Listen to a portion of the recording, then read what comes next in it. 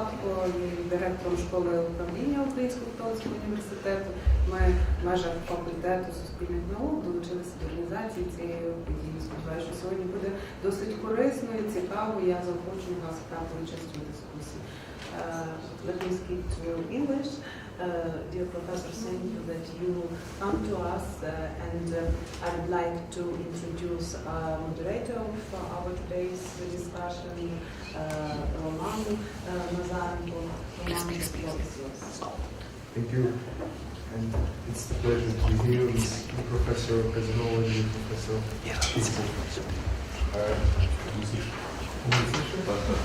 Okay, so I guess that I will propose the structure. I will ask these several questions to our professors, and then I hope that it will be several questions from the auditory, so that I want you to be involved in our discussion.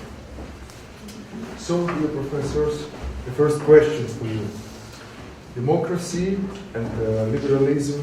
So they gives the opportunity or even the right for all groups, for everyone. It is connected to the great discussion about the religion. Whether religion is, let's say, stays in the private sphere, in the private dimension, or whether we can say that religion is connected to the public sphere, public dimension. And this also opens another question, whether religion could be present in public sphere at least. So that's, here is also my question, and whether can a secular state allow space or enough space for religion? What's your ideas about this? Well, Jose wrote the book on that question.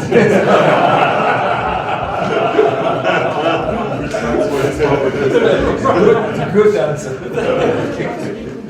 I am a diplomat by training, so you don't stand on landmines. And he's my boss. Because you wrote a book. So that's a very good argument for Jose to go first. Well, a great risk. I'll take in the American experience, certainly, we have a government that is disestablished. There's no church, there's no state church. Now there have been, in different historical periods, there have been dominant churches and dominant religious groups, but never one officially sanctioned by the federal government.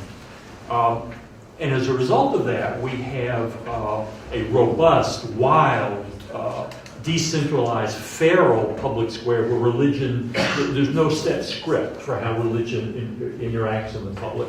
And that spurs oftentimes reactions. There are secular folk who say, no religion in the public sphere is purely a private decision. You drive a certain brand of car, I drive a certain brand of car, you're a Catholic, I'm a Methodist.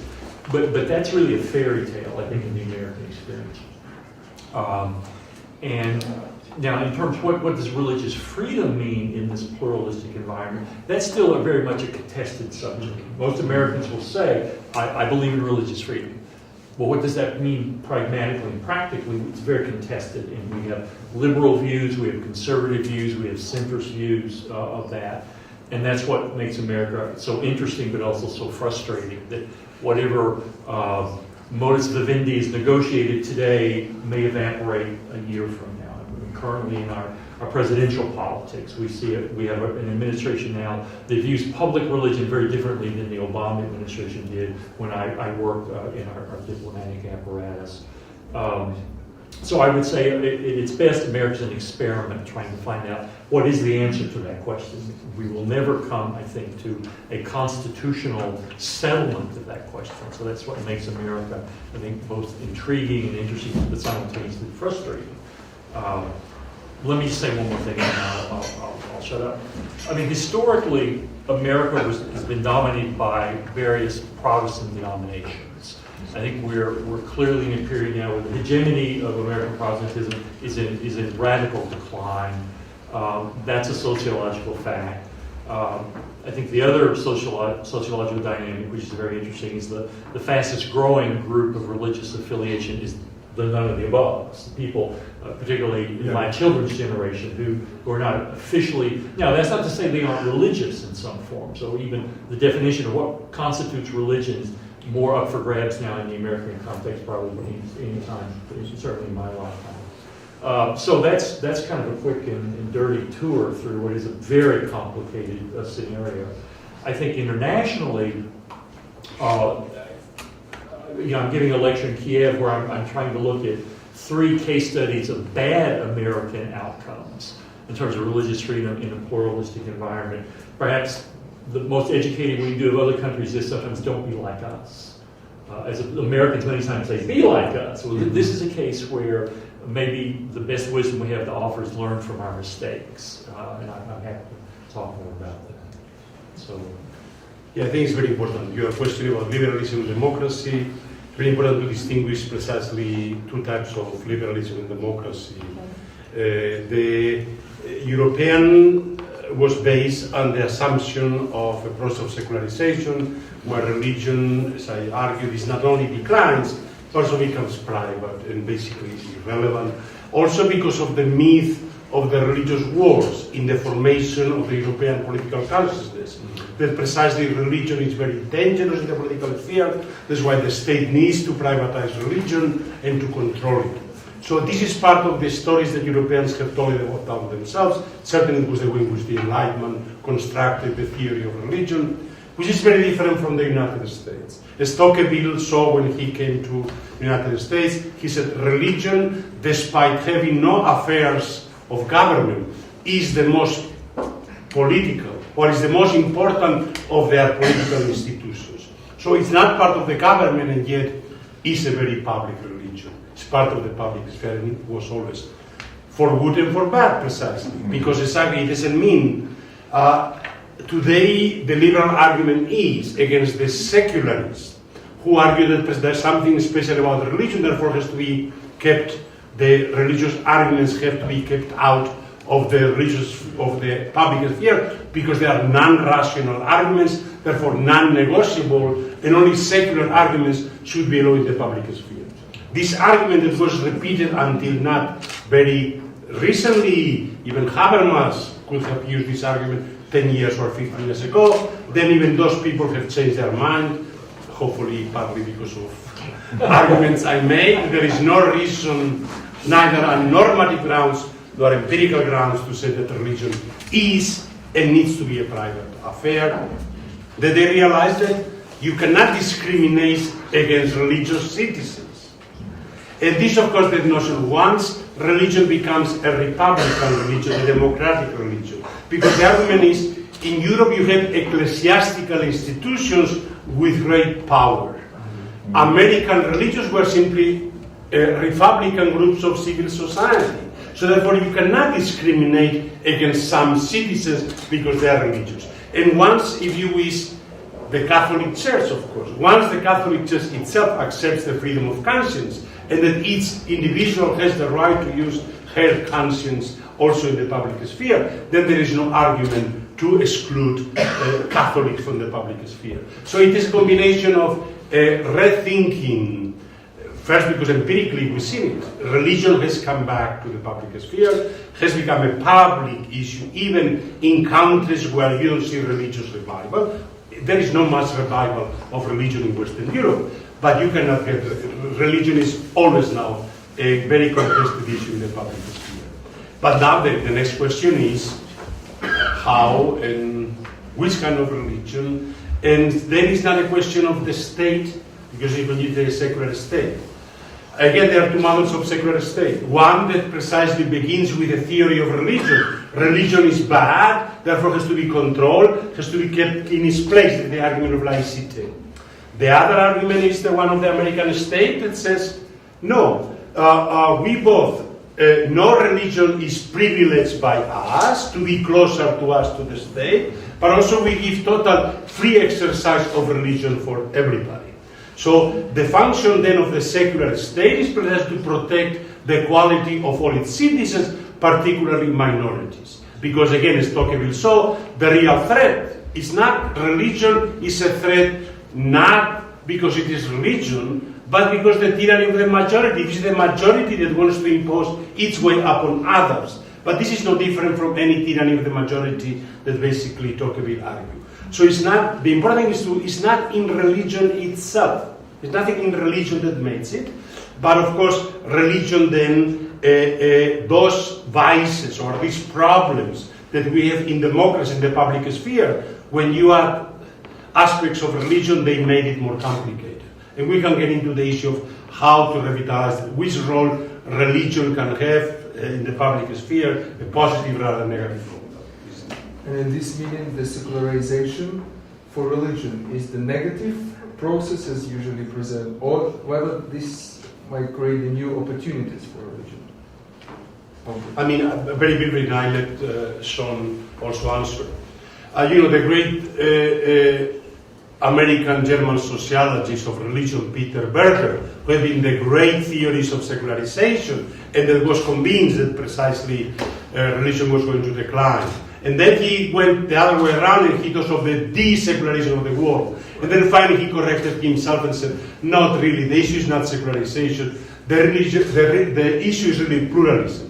And two types of pluralism. Secular religious, the recognition that in the public sphere, in the modern world, you are going to have both religious people and secular people. So the question is how to get them together, to talk to one another, to work together, and religious pluralism. As opposed to the European model of a homogeneous one single religion, the fact that modernity produces religious pluralism. Not in Europe. In Western Europe did not produce religious pluralism because nowhere in the history of modern development in the West you have growth of religious pluralism. But immigration has brought religious pluralism. So the question is how to then, in the public sphere, religious people and secular people learn to talk to one another and to work together for the common good. As already Augustine in the City of God talked precisely of the secular age as this age between now and the parousia, in which both pagans and Christians have to live together in the city and work together for the common good. So this is the issue how secular and religious people can get together and how different religious people from different religions can get together. So the real issue then is not religion, but pluralism, religious and secular pluralism, and religious pluralism, and how this plurality of many religions and both secular and religious worldviews can live together in a democracy, in a liberal system. It's fascinating. One of the techniques with the growing Muslim population in the United States. On the far right now, you hear a very interesting argument that says Islam is not a religion. Mm-hmm. So you're trying to define it out of the protections of pluralism. It's a security threat. It's a political movement. It is not a religion. And now I don't think that's going to gain much traction. Fortunately, it was started by the Vatican. This argument. Well, it may to have put it not in the religious, but in the dicastery of culture. But well, no, if we might at some point talk about the 1960 presidential election to see the arguments that Protestants made about Catholicism. But it is interesting to see that this is one argument for trying to justify marginalizing and regulating, even not letting Muslims come to our country because they don't enjoy the benefits of freedom of religion because they're not really religion. They're masquerading as such. Now, the fact that argument gets any hearing at all in the United States today is terrifying. I don't think it's ever going to become a majority position.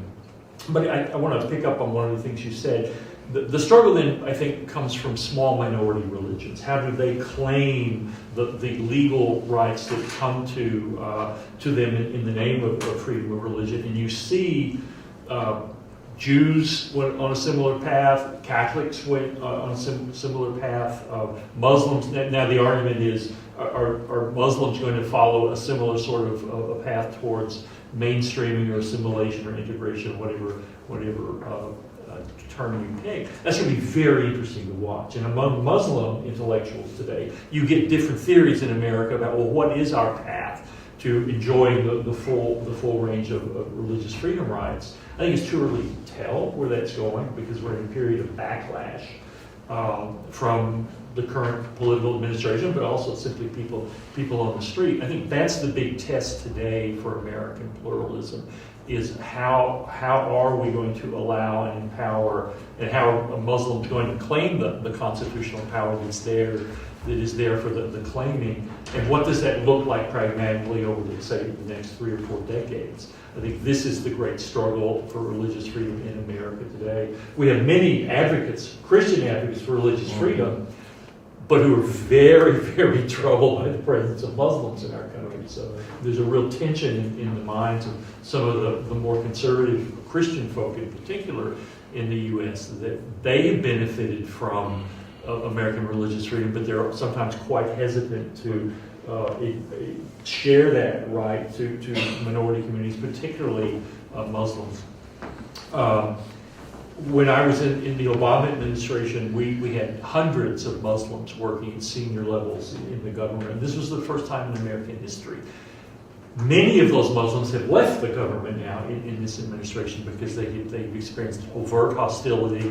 They have experienced covert hostility. So this is a real challenge for American civil society today in the public sphere. How do we navigate this as a country? And I think if there is an overlap with say, the Jewish experience, the ethnic Catholic experience, it's going to be trouble. It's going to be a difficult path. It's not a straight line. And that's, I think, one of the great challenges for American public sphere today is how do we allow religious minority voices the same kind of prominence in public sphere that my ancestors had, and it's an open question, I think, now how that's going to play out in our society. And I may add, the real problem today is not anymore access to the public sphere, but the problem of the public sphere today, and we are talking of the digital age, is cacophony of voices. And the difficulties of creating a real conversation, a real dialogue in the public sphere.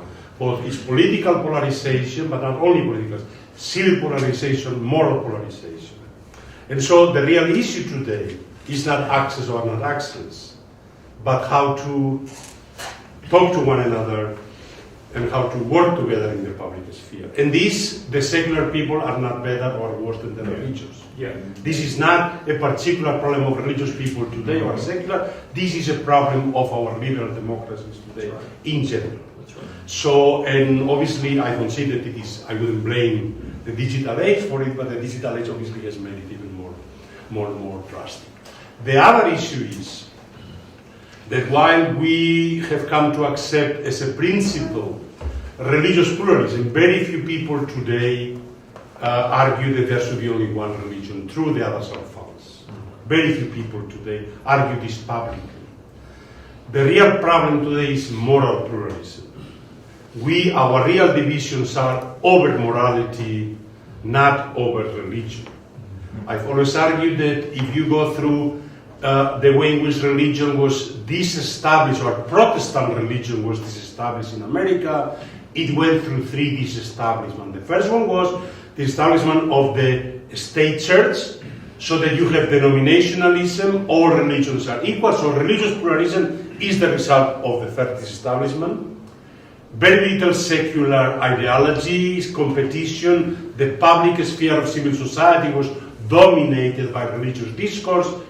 Through the 19th century, evangelical Protestantism was hegemonic until at the end of the 19th century, beginning of the 20th, you have the modern secular university, secular media, Hollywood, that break what was the monopoly of religious discourse. And so you have now the plurality of religious and secular discourses, but still very much within Protestant morality, the Protestant ethic.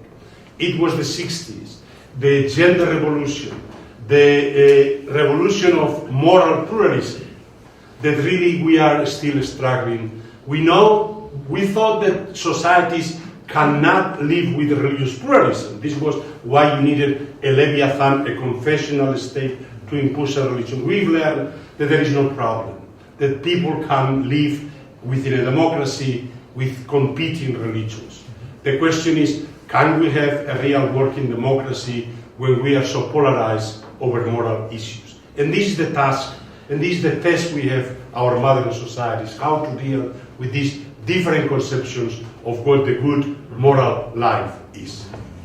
And I think you'll find too that if you look at the larger religious communities, even some of the smaller religious communities in the United States, they are morally plural internally. Exactly. So this pluralism of ethics or morals is not, denominational lines don't wall them off from that dynamic. To give you an example, I doubt any of you are following this, but my denomination, the United Methodist Church, has just finished 3 days last weekend in St. Louis trying to sort the question of, can you have gay clergy, can clergy perform gay weddings? And everybody thought the denomination was going to embrace this. And guess what? The conservatives won. And now, having spent millions of dollars on trying to sort this ecclesiastically, the second largest Protestant denomination in America is on the cusp of exploding because they could not come to even a rough consensus, a broad, thin consensus on this issue. The main avenue was one of local choice. It happened with the Anglican Communion first, right? Between the Anglican Communion, England accepted it, but the rest of the Anglican Communion in Africa and other places. And the Presbyterians sorted it successfully, and now, but the largest mainline Protestant denomination is on the verge of collapse now because it simply couldn't come up with a way to hold the diversity of moral views on that particular set of issues. And we may see the largest mainline Protestant denomination explode before our eyes here in a matter of weeks. So it's denominational identification does not inoculate you against this kind of internal, deep fight over a host of moral issues. You mentioned religious pluralism, and I cannot waste an opportunity not to ask you the next question. I know your point that Ukrainian religious contest and also American, so they have a lot of in common. However, it's a bit different with Poland and Russia, where the Russian Orthodox Church and the Roman Catholic Church established as the one dominant church. In that sense, how do you think the establishment of the Orthodox Church of Ukraine, maybe it will be, whether is it dangerous or not, that this church can be proclaimed or can be, let's say, declared as the national church, because it is supported by the president? Well, I mean, there are similarities, of course, great similarities between Ukrainian condition in the United States. It's the only country in Europe that has developed a kind of a denominational model of religious pluralism, precisely because it has multiple churches of the same denomination. Mm-hmm. The same way that you have 3 Protestant churches, one the Congregational Church in New England, the Presbyterian Church in the Mid-Atlantic states, and the Anglican Church in the South, and none of the 3 could become the Church of the United States. Here you also have the Greek Catholic Church in the West, basically the Kiev Patriarchate in the center, that you could not make any of those churches the national church. Now, the difference, of course, main difference is there the hegemony was Protestantism, plural Protestantism. Here the hegemony is Orthodoxy, and even the ones which are not Orthodox Greek Catholics are also Byzantine in rite. So there is a commonality of Orthodox Byzantine culture, and even you could say Ukrainian Baptists and Pentecostals have some aspect of it. The reverence for icons, the reverence for icons is there. The reverence for icons is there, even among, so they're not iconoclasts.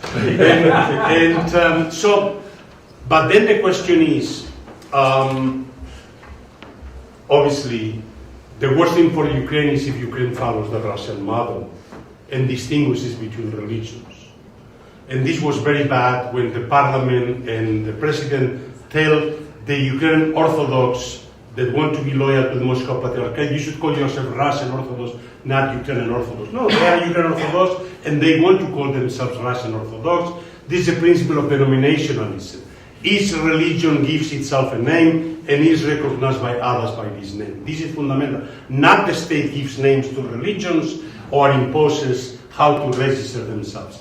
And of course, the implication is the mother of Russia, where you distinguish between our national religion, the Moscow Patriarchate, the historical religions that we tolerate, but with rights because of the historical reason of the empire, and then the new religions that we don't tolerate, we force them to register as agents of foreign powers. Mm-hmm. So this is what that hopefully, thanks to the fact that the Greek Catholics are there, and they are the most nationalists of any group in Ukraine, and therefore you cannot call them that the nation is Orthodox, because you cannot tell that Greek Catholics are not Ukrainian, and also because you already have significant numbers of non-Byzantine Christians, Pentecostal, but also because you have community of Jews and Muslims. And this is what was there in Maidan. In Maidan, you have all these religious groups, religious communities being united around a kind of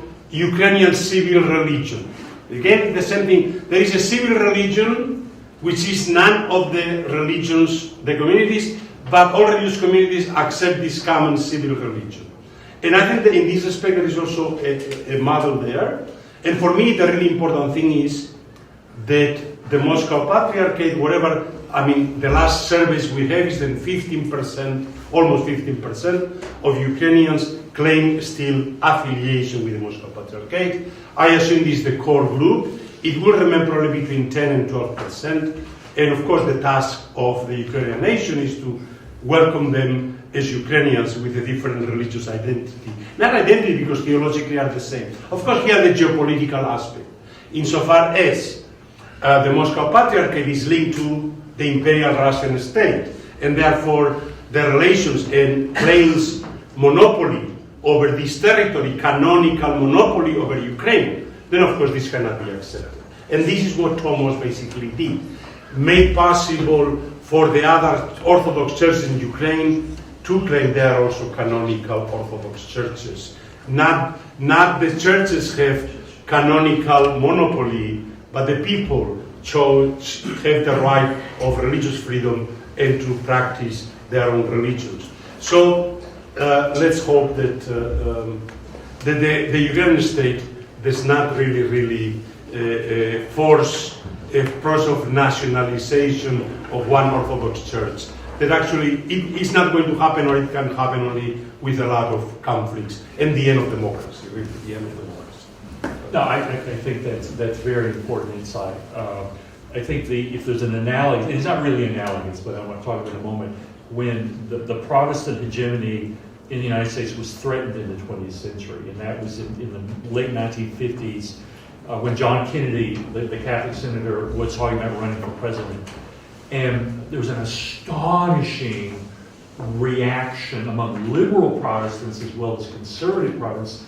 And what united them was the horrible prospect. In fact, there was a tract, American evangelicals, they don't write systematic theologies, they write tracts that are, 20 pages long and they fill full of polemics. You don't need a systematic theology because 20 pages of Bible citations can solve any problem. And the title of it was, "What Happens When the Catholic Church Becomes 51% of America?" And so it was just this cascading list of horribles that when the Pope gets control of the White House, that we're going to lose our freedom as Protestants. They're going to name Catholicism as the state church, which Catholics always do, because the monarchy is what historically Catholics have always wanted. And so it was the political threat that the growth, you've got immigrant churches, it's post-World War II, the baby boom took place in the United States, so suddenly Catholic families are growing at a faster rate than Protestant families, and the Protestant fearmongers say, you just wait, it's only a matter of time till they outpopulate us, and then it all... So in the name of preserving Protestant religious freedom, they said you can't vote for a Catholic. And no sense of irony that your threat to my religious freedom means I'm going to take your religious freedom for you as a preventive measure.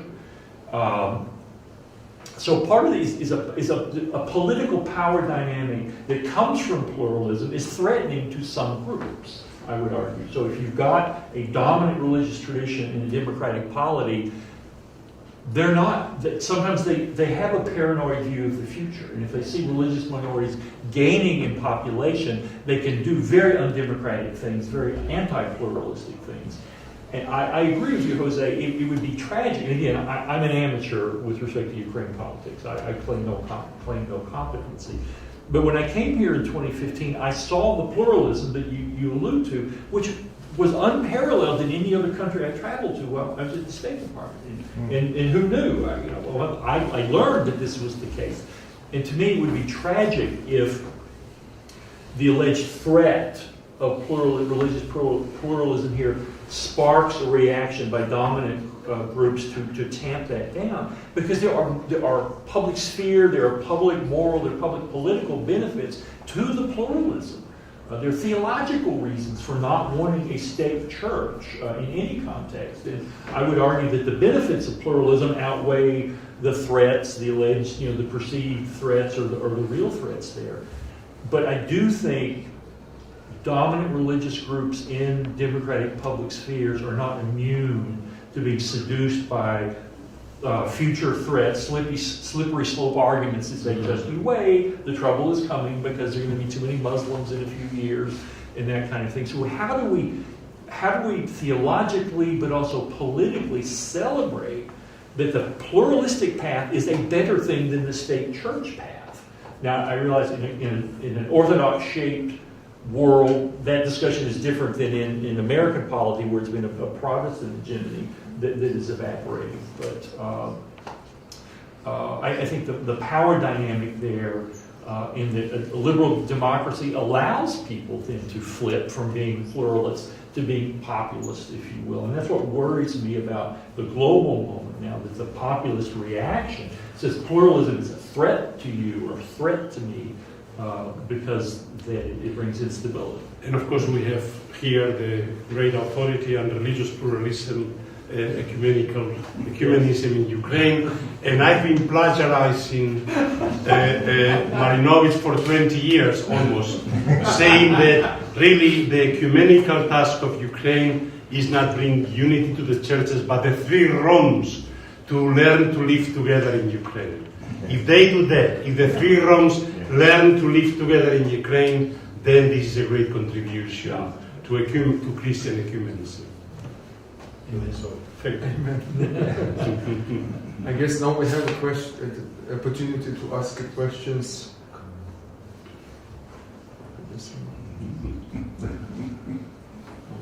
Actually, Sarah, you somehow, with your last phrase, anticipated, my question. What do you think needs to be done so that three Romes live peacefully, in Ukraine, and show what are the stumbling blocks, on this way you would like, to remove to make it happen, first of all? Well, obviously the first thing is not to call each other bad names, right? Not to call each other schismatics, heretics. We have the true Christianity. Yours is a bad one. So this is the very minimal condition. They start calling each other bad names. The second one is a process of mutual recognition that maybe Christianity somehow has come in multiple forms and has always been like that, unless it has been forced from above by the state to unification. And there is something about, theologically, to be said about there were four Gospels, not one. We know of all the churches of Paul, the apostle to the Gentiles.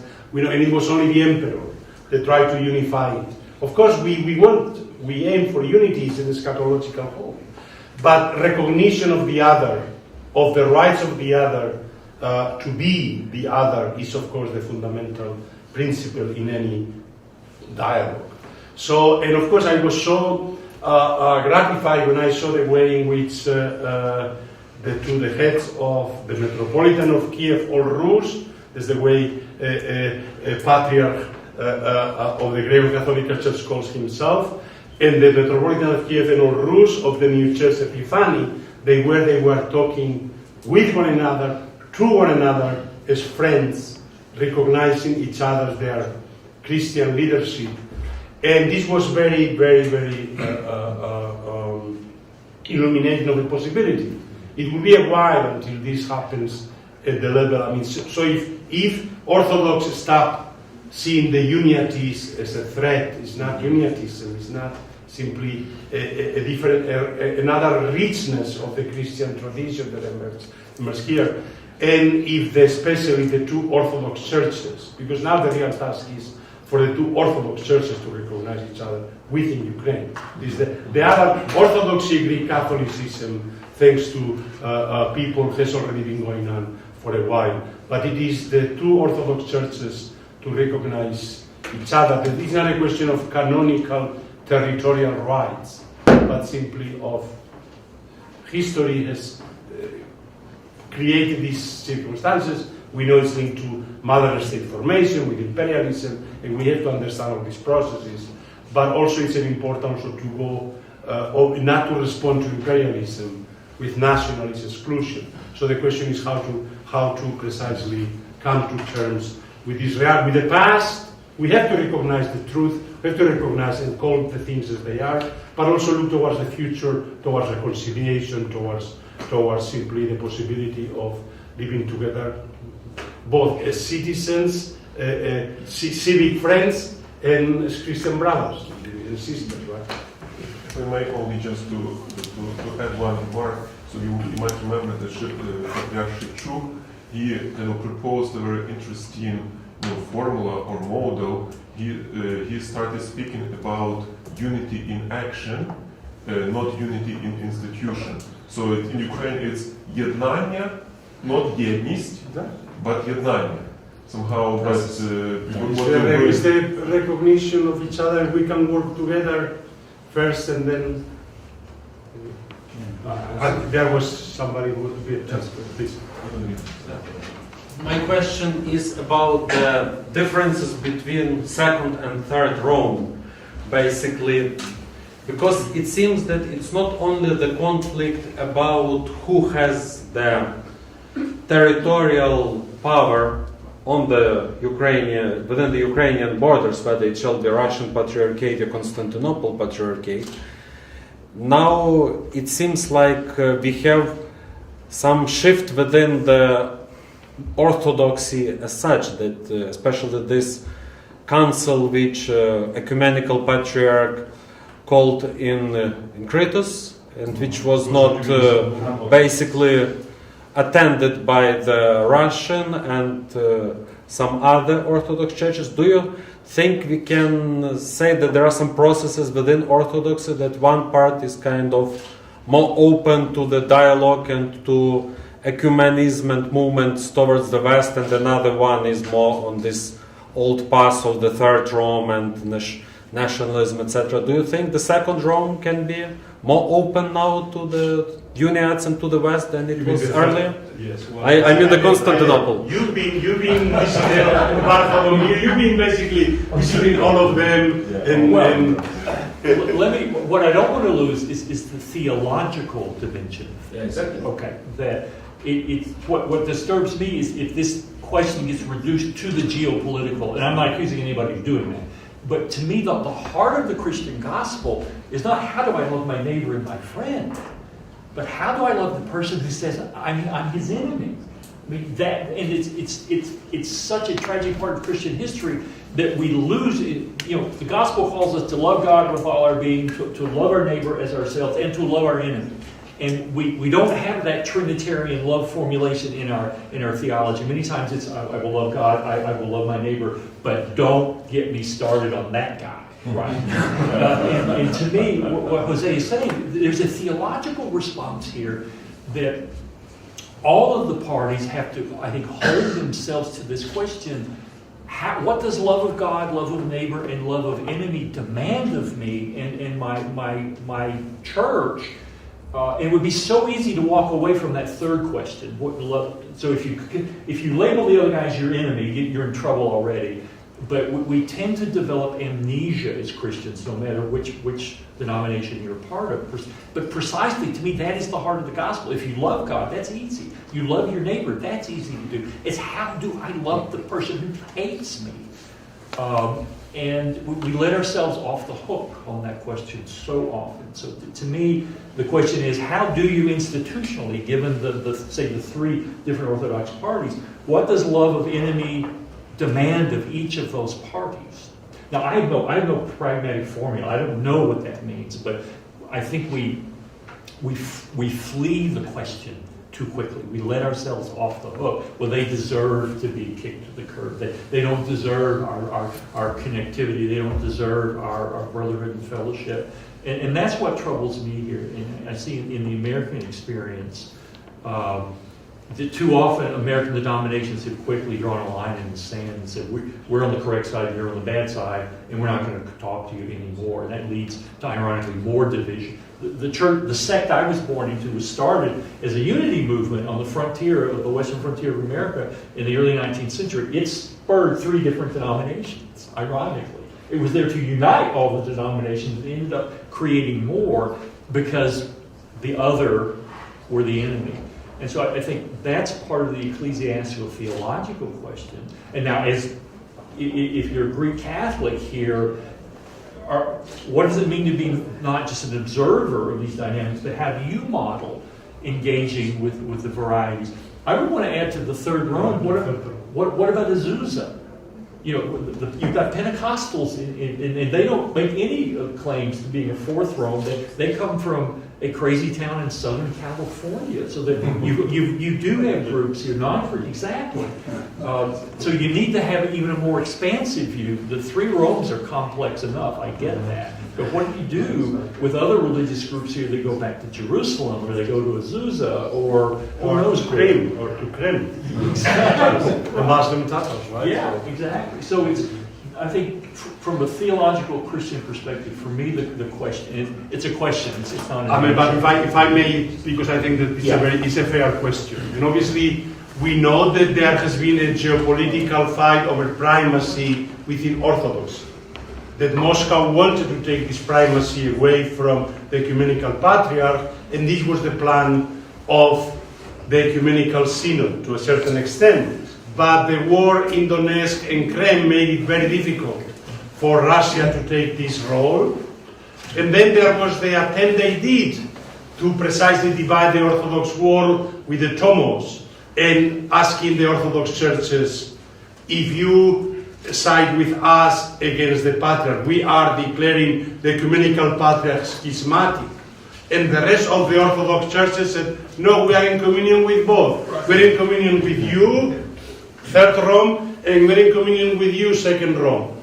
They are not fully yet in communion with the new church, but at least they have not said that they are not canonical anymore. So, but this is a beginning. The attempt of Moscow to precisely play this game has not gone well for them. Neither, certainly in Ukraine, has not been. They've lost a lot. And on the world of Orthodoxy, trying to play this very hard geopolitics and putting a lot of money into it also has not been very helpful.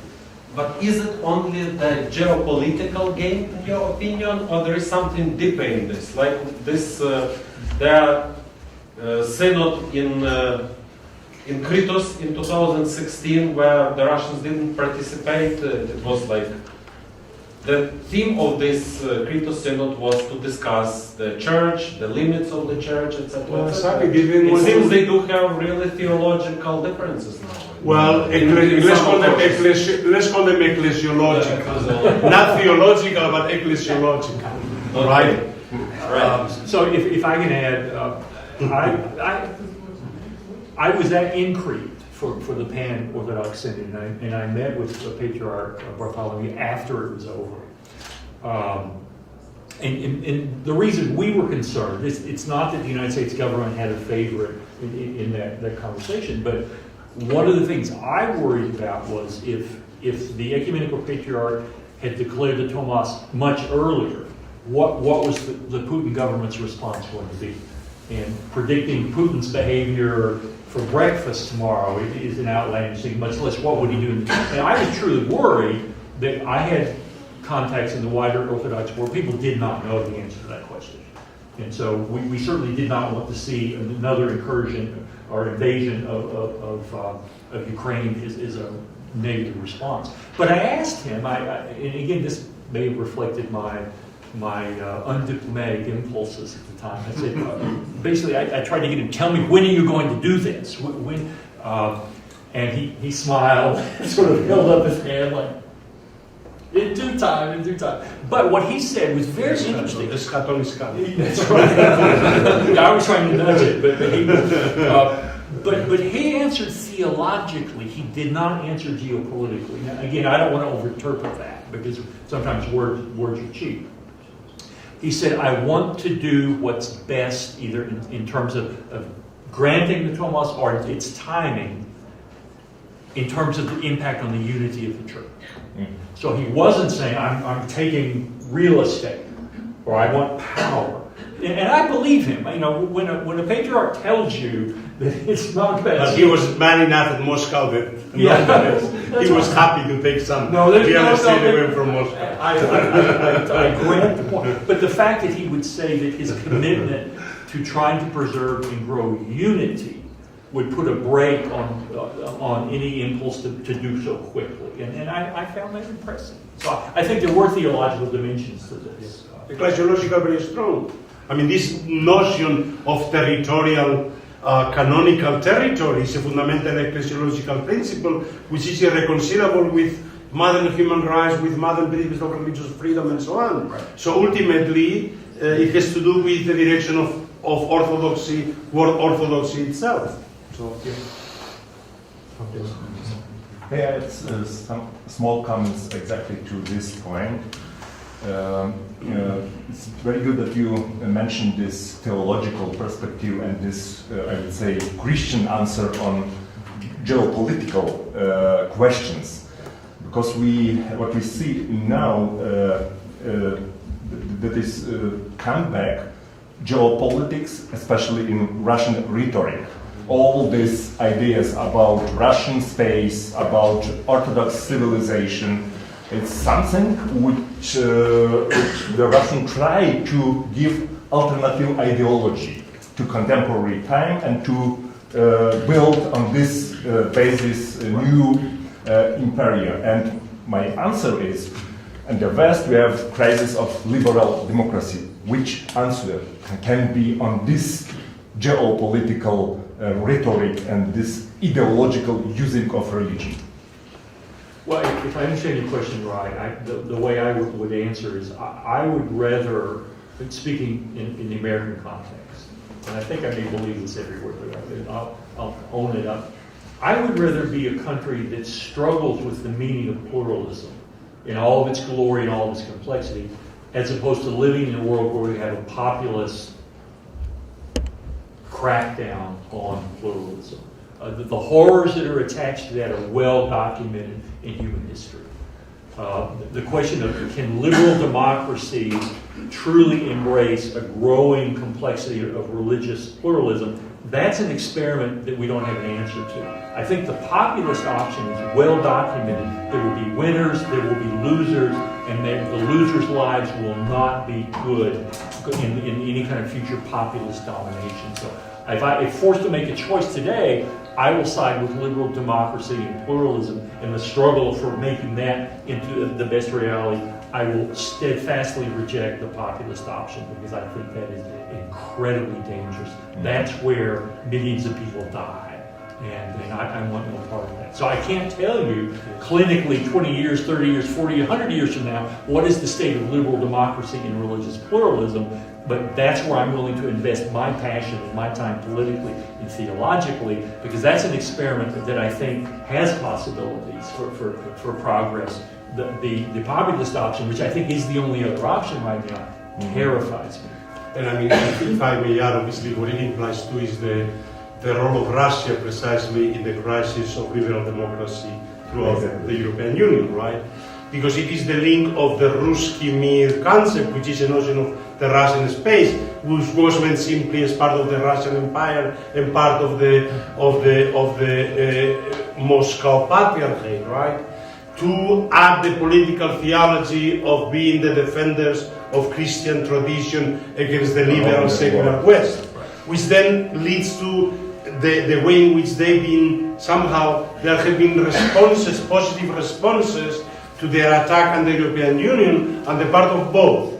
Moral conservatives that like this idea of the defense of moral conservatism in name of Christianity, and what you call the old lefties that were against capitalism, against transnationalism, and so you have all leftist populism, which still was pro-Soviet, a new conservative populism, which is pro-Moscow Patriarchate, and this is a combination. And of course the combination is basically threatening what has been the great achievement of Europe, putting an end to 300 years of Westphalian wars of nation against nation, trying to overcome it, and then comes then Putin and says no, what the Helsinki Agreement was, accepting that we cannot change borders by force, it was broken, and Europe had no response to it.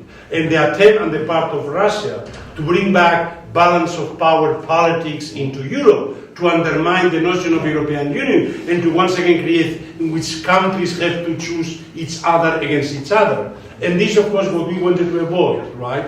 And this is, of course, the argument that then if you add the political theology of moral conservatism, then, of course, it's a very, very dangerous situation. I would like to continue our reflections on this third Rome in Ukraine and in general, how to deal with Moscow. It seems to me that there is high time now to reconsider our notion of dialogue. Because so far, instead of dialogue as a search for values, search for truth, we have a dialogue as a means for diplomacy. And the Havana Declaration is a clear result of that second model.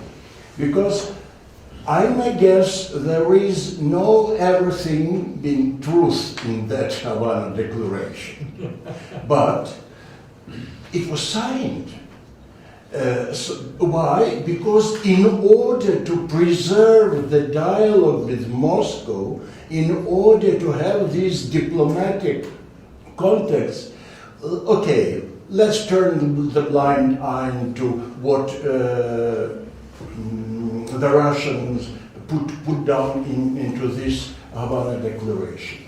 So now we have the situation when the Vatican and some Protestant in Europe suggest that we have to preserve the dialogue with Moscow at any cost. But it means at the cost of values. So in order to change the situation, but because this means that that we all play the Russian game. And I saw that at many ecumenical meetings. All churches come to be in dialogue as equals, hearing and listening to each other. The Moscow delegation arrives to fulfill what is said in the social doctrine of the Church. We use the dialogue with the ecumenical movement in order to present our position. So it looks like that. The Russian delegation comes, has a floor, speak about its position. We are sorry, now we withdraw because we have many obligations, and go away. That's the dialogue. Well, I had a slight different reading. It's true that the notion of ecumenical dialogue was searching for truth. But this was part of the old notion that there can only be one truth, that the truth has rights, error has no rights. And we've moved to a position in which persons have rights and the right to search the truth. What means that the dialogue then is not a dialogue between ideas, which idea is right and which idea is wrong, which truth is right, which truth is wrong, which dogma is, but mutual recognition of each other, of our dignity, and of the right and duty of our conscience to search for truth. If you have this new conception of dialogue, which is the conception which appears in Dignitatis Humanae in Nostra Aetate, which are the two texts that change the notion that only truth has rights and error has no rights, then of course what Pope Francis called the culture of encounter is not dialogue for maintaining diplomacy.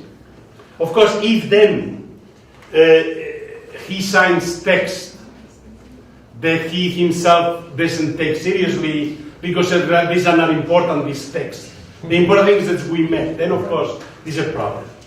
So the question is, how do you bring the culture of encounter, which is based on this notion of a dialogue of persons, mutual recognition, not theological ideas, but then be wise and not sign documents which somehow precisely already impose one particular view. So I think that the impulse of Francis, I'll go anywhere to meet with, at anywhere, at any place, is positive. Then the notion, it's only a text, who cares? The important thing was to meet. This is the second part is not good. So again, this is the question of right. I would add too, we were, in the State Department, there was quite a bit of consternation about the Havana Declaration.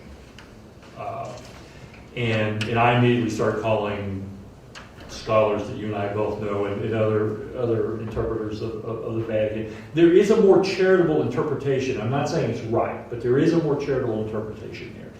That, and whether in Francis's mind he achieved this, and we're not even sure that he. One rationale for signing what he did was thinking about protecting the faithful here.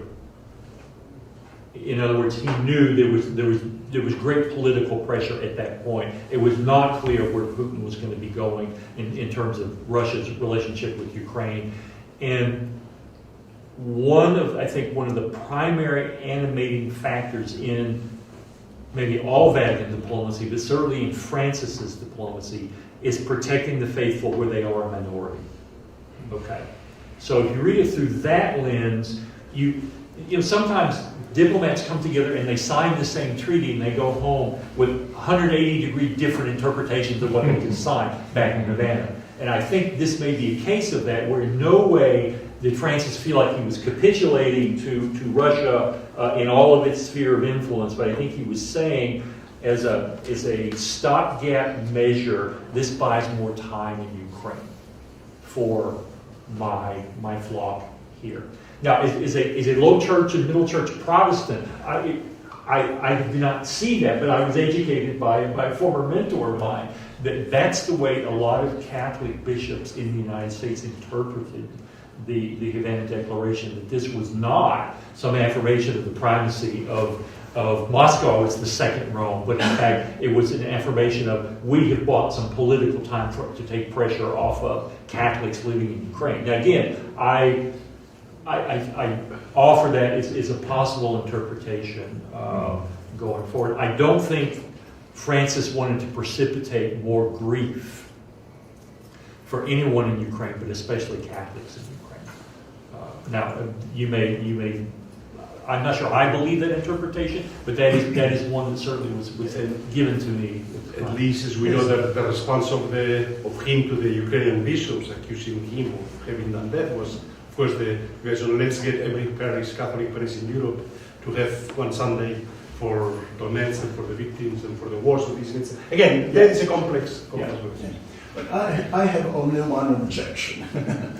I don't think that naming Greek Catholic community in Ukraine not as a church but as ecclesiastical community is the way to support the local community. I have no standing to say you're wrong. Of course, this was But I also think too, that was early in his diplomatic career.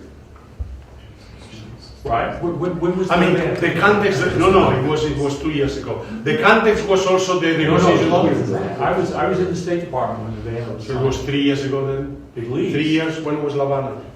When was Havana, which year? 16. Yeah, 16, yeah, 3 okay. years. 3 years in. The context was also the negotiations with China, which are more complex. This is not part of the Ostpolitik. He doesn't want to be. The issue there is not really the Ostpolitik, communist regime, but more a state in for 2,000 years has always controlled the religion within it, has never accepted authority from abroad.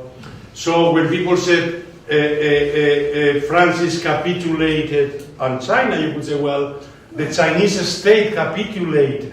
The principle that no foreign power can have any influence, because this was the argument about the Chinese rights, and even when the Pope said with the Jesuits no, was the fact he would not accept that the Jesuits were under the authority of the Pope at the time. And the Jesuits said, well, of course we want to maintain the right, the Chinese rights and Matteo Ricci, but of course we are loyal to the Pope. So the very acceptance on the part of the Chinese state of that this is a Catholic church to a certain incommunion with Rome, this was a tremendous already concession. And so in this way, it cannot be understood as simply this diplomacy for its own sake and Ostpolitik.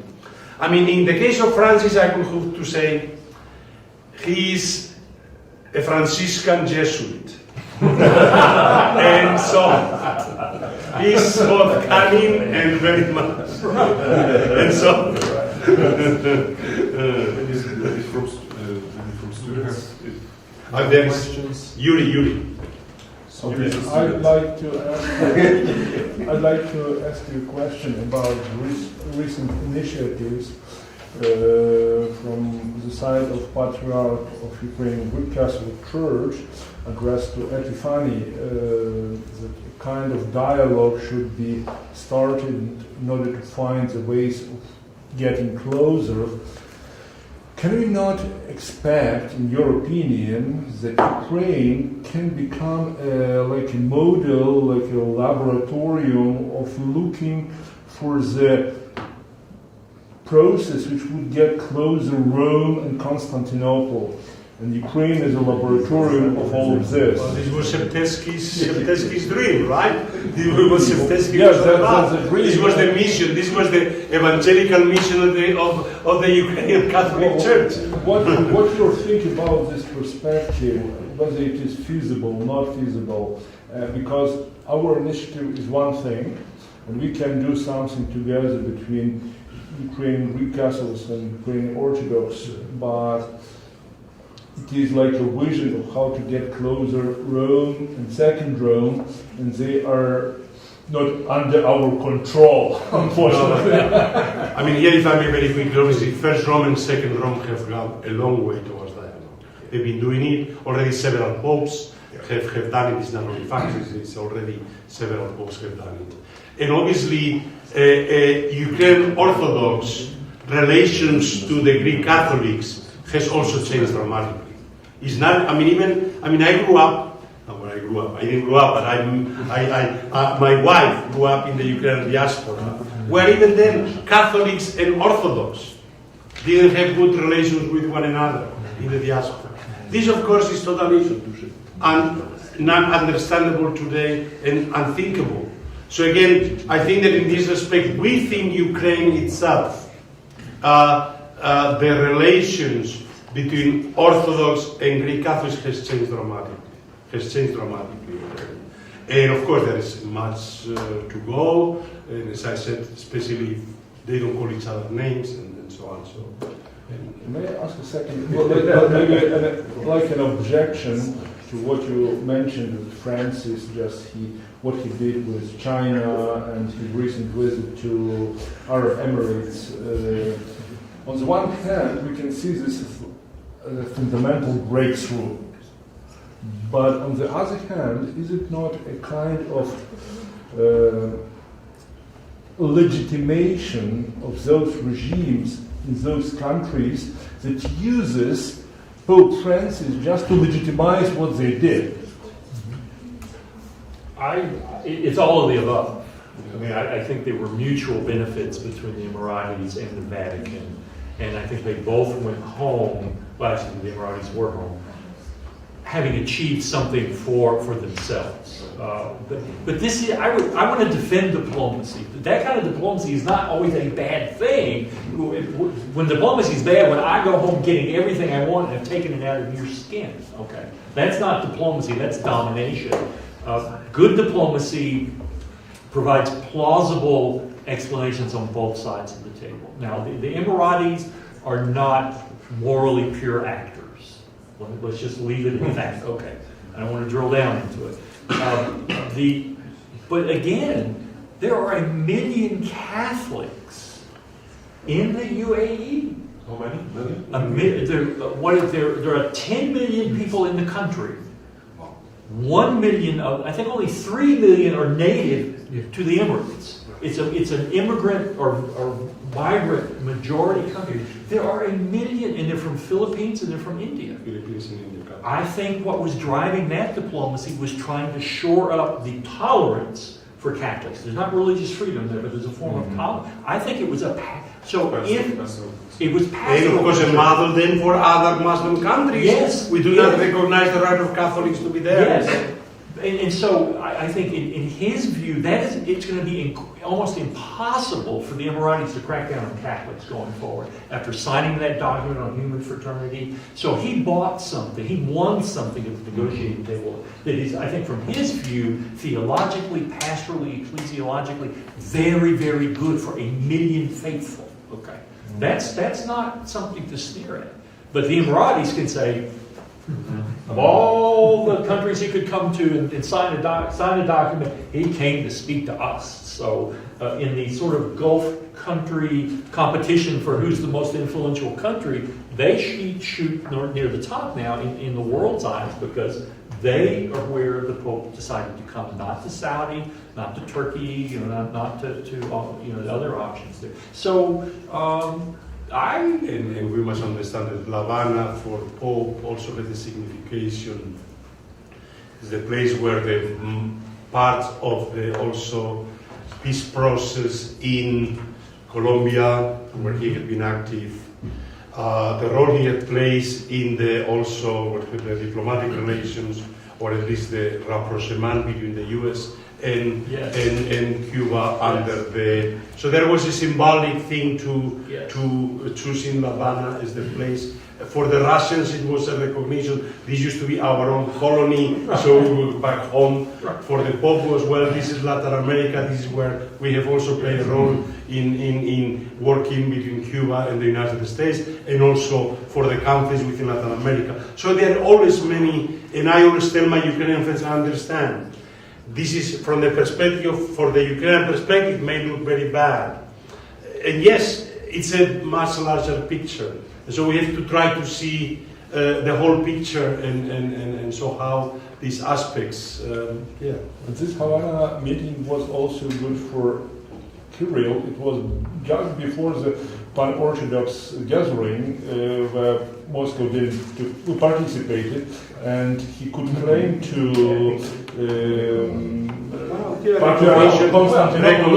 not only with you the Pope meets, but also with me. But also, the reason they met in Havana too was Kirill was on a South American trip consecrating 6, I think it was, new cathedrals.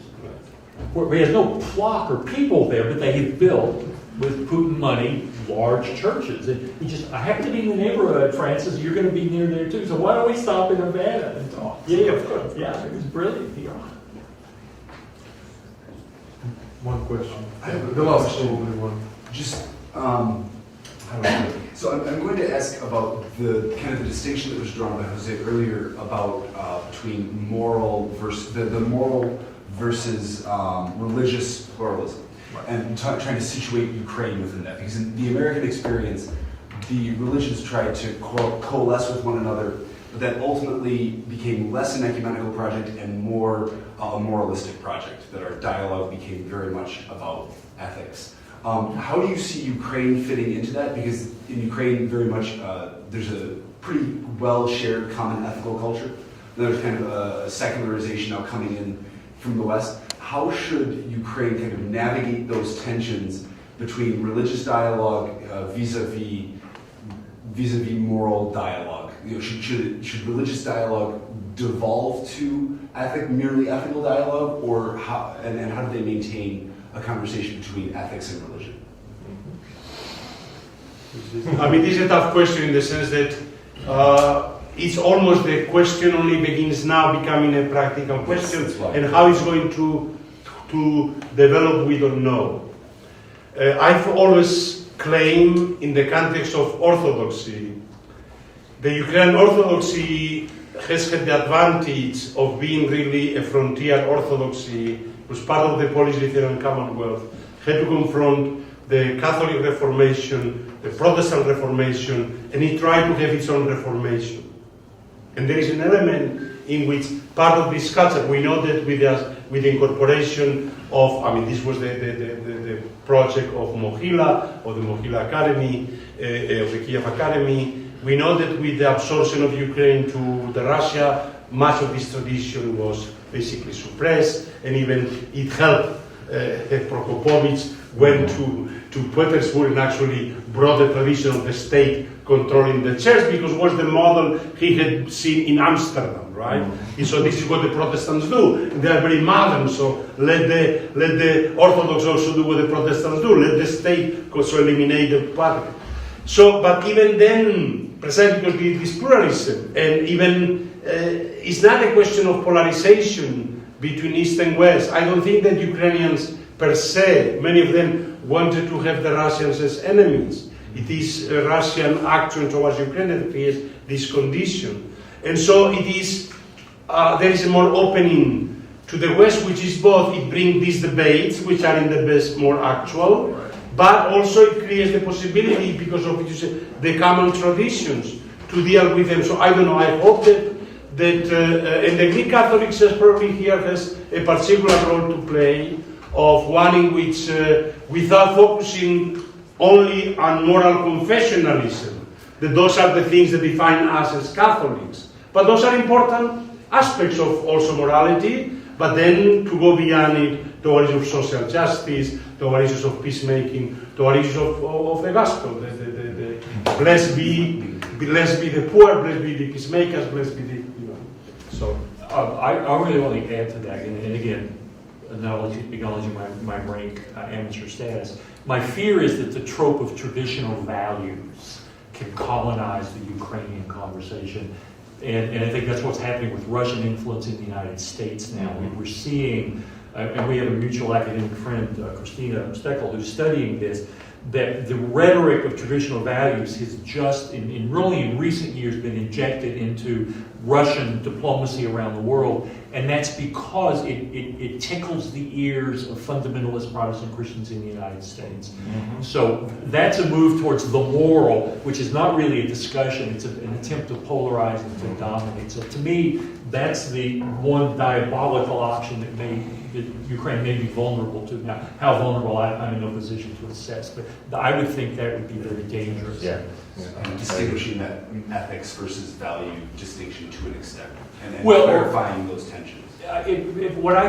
What Russia is doing, they're saying, the West is against traditional values. Stay with us against the secular, liberal, demonic state, and we will protect traditional values. You will not lose your soul here. And that's the extent of the conversation. And now attached to that is the list of alleged abominations that are undermining traditional values. That's a political agenda. That's not really a robust theological or moral discussion, but it's codes for different things. And actually, I will have to add, from my own perspective as a Catholic, that it was Pope Francis that avoided what otherwise would have been precisely this coalition of conservatives, Catholics, evangelicals, and Orthodox around this issue, also on the geopolitical level, in Europe particularly. I mean, I still remember I was with Marinovich in Gniezno, where was the dialogue of religions, and there was a panel in which already Archbishop Hilarion already made this proposal of an alliance with the Catholic Church against liberal atheists, and mentioned it to the Protestant, the head of the Protestant, German Protestant church. So there was a project that the Russians have proposed to the Catholic Church to unite. It was the Holy Alliance against revolution, against this thing. And of course, because of the commitment of the Catholic Church both to social justice, to human rights, to religious freedom, then obviously they're coming at a full Holy Alliance on these issues, and therefore it's a much more robust. This instrument was used when Ukraine had to sign an agreement of association in 2013. There was a huge number of people coming from Russia to Ukraine just using the same argument not to sign this agreement of association. Right, exactly. Volodymyr asked to be on time at the next location, so thank you for this amazing, open, really